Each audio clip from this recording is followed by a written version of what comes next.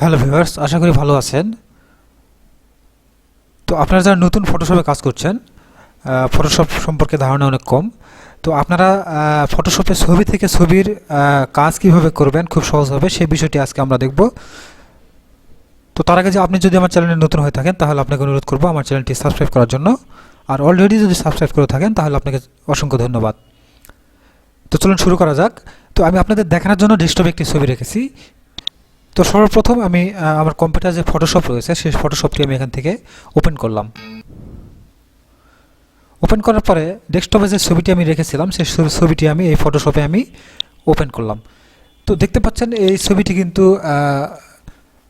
আমি মোবাইল দিয়ে এই ছবিটি তুলেছি।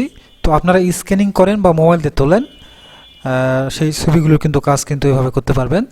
তো এই ছবিটি আমরা প্রথমে যেটি করব, এই ছবিটি আমরা ক্রপ করে নেব। তো এই জন্য আমরা ছবির ফটোশপে যে টুলবার রয়েছে এখান থেকে ক্রপ টুলে আমরা ক্লিক করলাম। ক্রপ টুলে ক্লিক করার পরে আমরা ছবির মাপ এখান থেকে দিয়ে দিব 1.5 এখানে দিলাম এবং এখান থেকে 1.95 দিয়ে দিলাম। তারপর এখান থেকে রেজুলেশন 300 করে দিলাম। তো এখানে ছবির মাপটা দেওয়ার পরে আমরা এই ক্রপ টুল দিয়ে আমরা ছবিটাকে টেনে নিয়ে এসে আমরা ছবিটাকে ক্রপ করে নিব।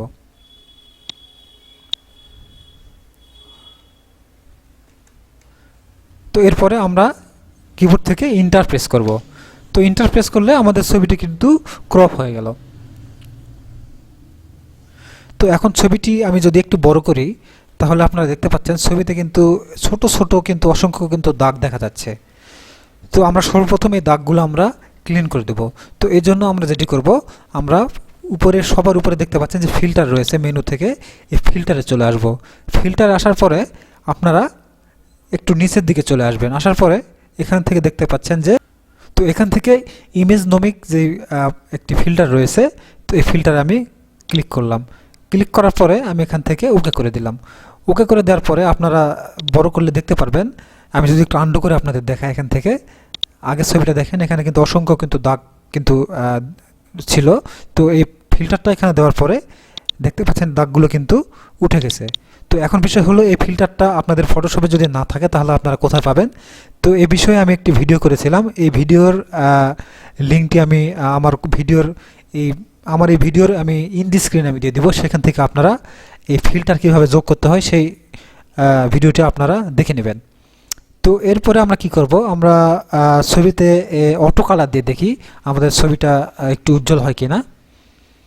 তো অটো কালার দেওয়ার জন্য আমরা কি করব, উপরে মেনু দেখতে পাচ্ছেন, এখানে লেখা রয়েছে ইমেজে আসার পরে আপনারা দেখতে পাচ্ছেন যে অ্যাডজাস্টমেন্টস, এখান থেকে আপনারা ডান পাশে চলে আসবেন। আসার পর এখানে দেখতে পাচ্ছেন যে অটো কালার লেখা রয়েছে, অথবা আপনারা কিবোর্ড থেকে শিফট কন্ট্রোল বি একসঙ্গে আপনারা যদি চাপেন তাহলে কিন্তু এই অটো কালার অপশনটা কিন্তু চলে আসবে।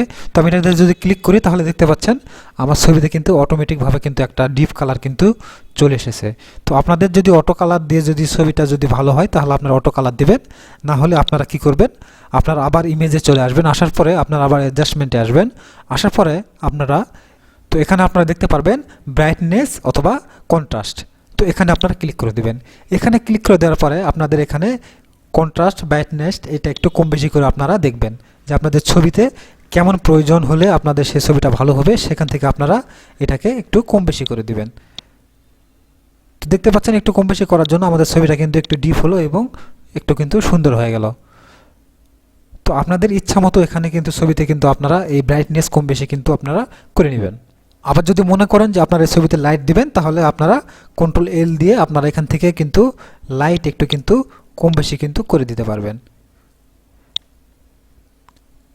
তো এটা আপনাদের ছবিতে যেরকম প্রয়োজন সেভাবে আপনারা এই কালারটা আপনারা দিয়ে দিবেন। তো এরপরে থাকলো ব্যাকগ্রাউন্ডের বিষয়।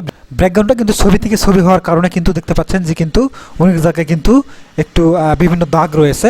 তো আমরা এই ব্যাকগ্রাউন্ডটাকে এখন আমরা এখান থেকে ঠিক করব। তো এর জন্য আমরা কি করব, আমরা এই টুলবার থেকে আমরা যে ম্যাজিক টুলটা দেখতে পাচ্ছেন এই ম্যাজিক টুলটা আমরা এখান থেকে সিলেক্ট করব। সিলেক্ট করার পরে আমরা কি করব, কিবোর্ড থেকে শিফট চাপবো। শিফট চেপে ধরে আমরা এই ব্যাকগ্রাউন্ডটা এখানে আমরা ক্লিক করব।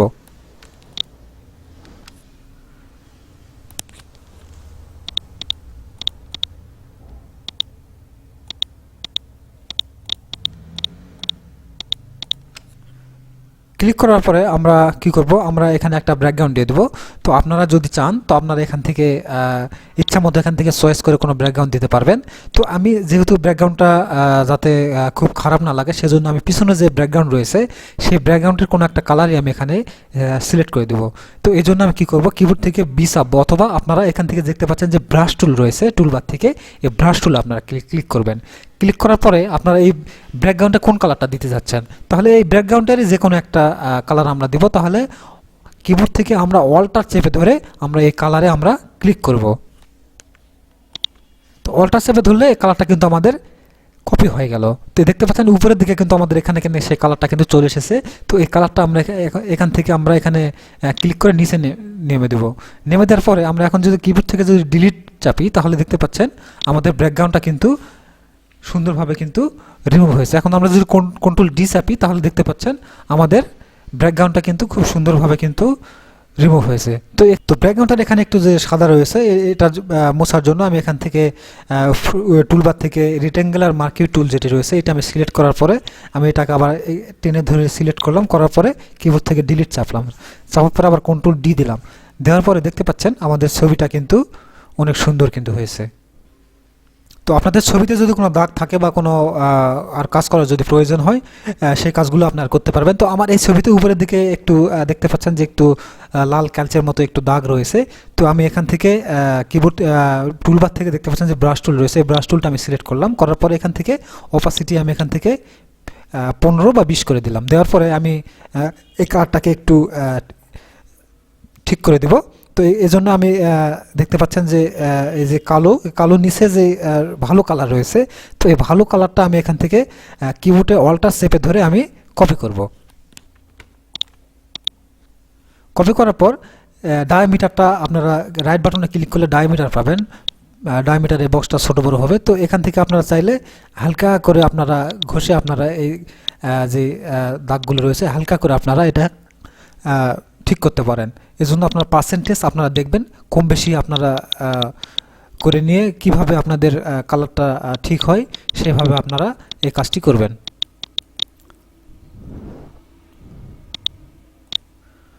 তো দেখতে পাচ্ছেন আমার এই ছবির উপরে যে দাগগুলো ছিল সে দাগগুলো কিন্তু মোটামুটি কিন্তু রিমুভ হয়েছে। তো মোটামুটি একটি ছবি কিন্তু এখানে কিন্তু তৈরি হয়ে গিয়েছে।